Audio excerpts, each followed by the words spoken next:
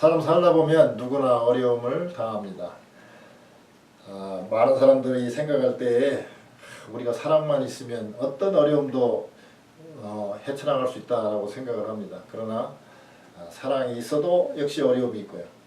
또 대인관계가 좋고 주위 사람들이 많이 생각해 준다 해도 어려움은 닥칠 때가 있습니다. 또 돈이 많아도 어려움이 닥칠 때가 있어요. 우리 생각에는 돈 있고 서로 사랑하고 그리고 대인관계가 좋으면 뭐 세상에 어려움이 뭐 있겠냐라고 생각하지만 어려움이 있습니다. 오늘 본문에 보면 바로 그런 모든 것들이 갖춰져 있는데도 불구하고 어려움이 있는 모습이 나타납니다. 첫 번째 어려움이 뭐였냐 보면 사흘 되던 날에 갈릴리 가나에 혼인이 있어 그렇습니다. 혼인을 한다. 그 말은 사랑을 하고 양쪽 집안에서 다 합의를 보고 또 모든 것이 원만하기 때문에 혼인 잔치를 하게 되는 것입니다. 그런데 2절에 보니까 예수와 그 제자들도 혼인의 청함을 받았더니 그렇습니다. 예수님과는 친척간이겠지만 그러나 제자들은 친척이 아니죠. 근데 제자들까지 다 초청한 걸로 봐서 대인관계도 크고 또 하인들이 있다는 거 보면 부자라는 것을 알 수 있습니다. 그러니까 사랑이 있고 그리고 대인관계가 좋고 또 부자여도 오늘 보니까 혼인잔치에 포도주가 떨어져 버리는 가장 중요한 그 잔치에 있어서 가장 중요하다면 우리로 말하면 빵과 포도주일 텐데 이 포도주가 떨어져 버리면 잔치에 맥이 끊어져 버리고 흥이 사라져 버리죠. 그리고 정성이 없다는 그런 아주 좋지 않은 소문도 날 수 있는 그런 상황입니다. 사람은 오늘 본문처럼 돈이 있고 모든 것이 좋은 것 같고 다 갖춰진 것 같아도 그럼에도 불구하고 우리에게는 어려움이 찾아올 수 있다는 것입니다.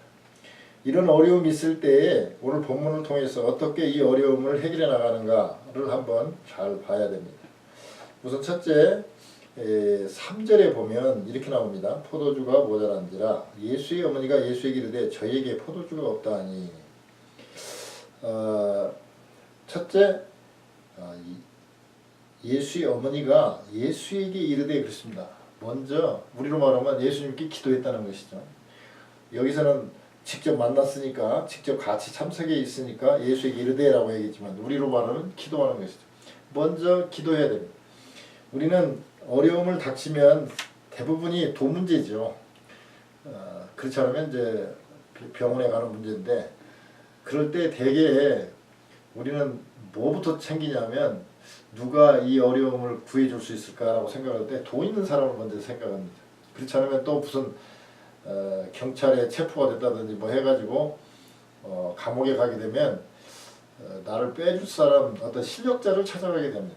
하여튼 뭔가 힘 있는 사람, 권력이 있거나 재력이 있거나 무슨 힘 있는 사람을 찾아갑니다. 그러나 오늘 본문에 보면 제일 먼저 포도주가 떨어졌으면 시장에 간다든지 돈을 챙겨본다든지 가게에서 지금 아직 포도주가 있는 거라든지 이렇게 먼저 그런 것부터 알아봐야 될 텐데 예수의 어머님은 바로 먼저 예수님에게 포도주가 떨어졌다라고 먼저 얘기를 합니다. 마찬가지입니다. 우리 자녀가 뭐 아팠다든지 뭐 또 무슨 어떤 차가 무슨 고장이 생겼을 때 또는 병원에 갈 일이 있을 때 우리가 제일 먼저 해야 될 것은 뭐냐면 병원도 좋고 모든 게 다 중요하지만 급할수록 기도를 해야 돼요. 하나님 이런 문제가 생겼습니다. 제일 먼저 얘기해요. 근데 분명히 이렇게 포도주가 없다고 했을 때는 포도주를 만들어낼 거라고 믿었을 거 아닙니까? 그러면 그 전에 예수님이 먼저 그런 기적을 행했다는 얘기인가? 그렇지 않으면 예수님이 그럴 만한 능력이 있다라고 그냥 믿음으로 알게 된 건지 그건 알 수 없지만 어쨌든 예수님을 하나님의 아들 나의 아들이라고 생각하지 아니하고 충분히 물을 포도주로 바꿀 수 있는 분이라고 생각을 하고 부탁을 했어요. 그래서 우리가 제일 먼저 우리는 그 믿음은 우선순위라고 그러잖아요. 우리가 먼저 어려움이 닥치면 돈도 중요하고 모든 게 다 중요하지만 제일 먼저 해야 될 거는 먼저 주님께 구해야 된다. 기도해야 된다는 것이죠. 5절에 보면 두 번째 어려움을 기쁨으로 바꾸려면 두 번째 5절에 보면 이렇게 나와 있습니다. 그 어머니가 하인들에게 이르되 너희에게 무슨 말씀을 하시든지 그대로 하라 하니라 했습니다. 첫째, 그 다음에는 먼저 주님께 구해야 되고 그 다음에는 말씀대로 해야 됩니다. 내 마음대로 하는 게 아니라 또는 남들이 알려주는 대로 하는 게 아니라 또는 상식대로 하는 것이 아니라 말씀대로 해라. 무슨 말씀을 하시든지 어떻게 말씀을 하시든지 전혀 상식에 어긋나는 말씀을 하시더라도 그대로 들으라는 것입니다. 어쨌든 처음에는 예수님이 때가 아니다라고 말씀하셨지만 7절에 보니까 거기 유대인의 결례에 따라 두세 통 드는 돌 항아리 6이 놓였는지라 그랬습니다. 여기서 두세 통 드는 항아리는 약간 그 학자에 따라서 약간 달라요. 요즘식으로 계산했을 때 한 77리터 정도 들어간다라고 보는 사람이 있고 115리터가 들어간다라고 보는 사람이 있습니다. 그러니까 항아리 하나가 우리가 갤런으로 따지면 20갤런, 또 하나 115리터는 30갤런입니다. 그러면 우리 5갤런짜리 통을 한번 생각해 보자고요. 20갤런 들어가는 조그마한 걸 생각했을 때 20갤런이면 4통 들어가죠. 5갤런짜리 4통인데 6개가 있다 그랬습니다. 항아리가 6, 4, 24. 이 5갤런짜리가 24개를 채워야 되는 거예요. 그게 보통 일 아니잖아요. 그 사막에서. 가나라는 데가 나사렛 동네에서 동북쪽으로 노스 이스트 쪽으로 5마일 정도 떨어져 있는 거거든요. 근데 그 시골에 그 당시 우물에서 20갤런짜리 하여튼 5갤런짜리 24통을 적은 걸로 했을 때 24통을 받는다는 게 보통 일 아니에요. 우리 자동으로 받는데도 24통 받기 쉬운 게 아닙니다. 그런데 이 항아리가 무슨 항아리냐면 결례에 따라 그렇습니다. 결례를 따라. 이 결례가 뭐냐면 잔치를 하게 되면 그 유대인들은 꼭 손을 씻잖아요. 손 씻는 물이에요.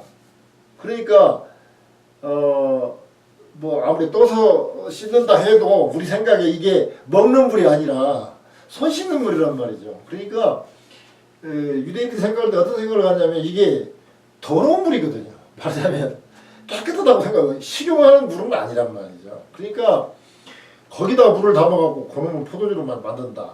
하인들은 몰랐겠지만 어쨌든 일단 거기다 채워갖고 어떻게 포도주를 만들려고 또 순간적으로 생각을 했겠죠. 그러나 생각을 해보세요. 내가 하인이라면 아니 손 씻는 물에다가 어떻게 물을 담아갖고 거기다가 어떻게 포도주를 만든다? 그럼 그 포도주 먹을 수 있을까? 이런 생각 들 거 아니에요. 자 우선 작게 잡았을 때도 20갤런 그 6개 있단 말이에요. 120갤런 이게 보통 일 아니죠. 그거 상당히 막바해요. 우선 그 자체도 힘들 뿐만 아니라 우물에 가서 그걸 다 퍼갖고 와서 채우는 것도 힘들 뿐만 아니라 그 자체가 손 씻는 물이란 말이에요. 먹는 물이 아니에요. 그것도 채우라고 그러니까 이건 순종을 해야 돼요. 루터가 아주 멋있는 말을 했어요.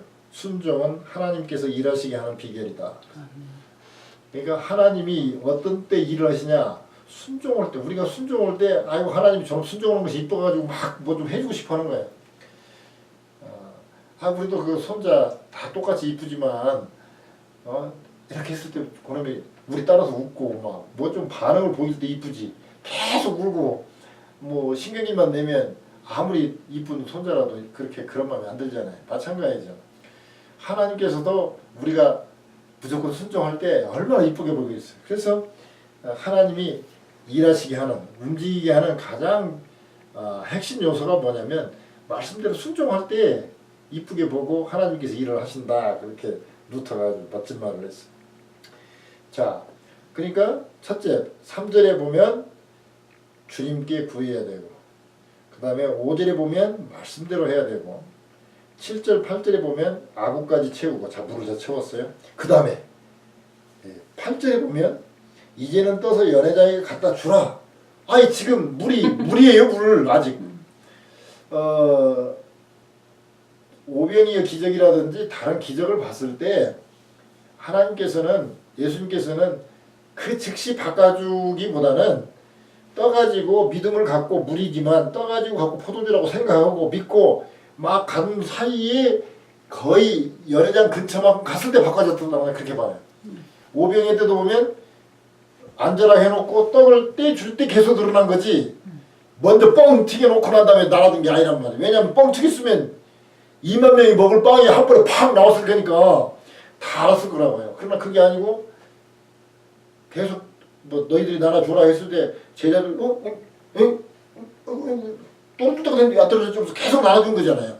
마찬가지일 거라고 저는 봐요. 물도 떠다 주라 했을 때 믿음을 갖고 그냥 뭐 물이라도 갖다 주라 그런가 보다 하고 가니까 가다가 다 오니까 이거 포도주를 받겠네 라고 생각했을 거예요. 나는 변화가 언제 일어났느냐, 즉시 일어났다기보다는 그 연회장한테 거의 갈 때쯤 해서 바꿨다고 생각해요.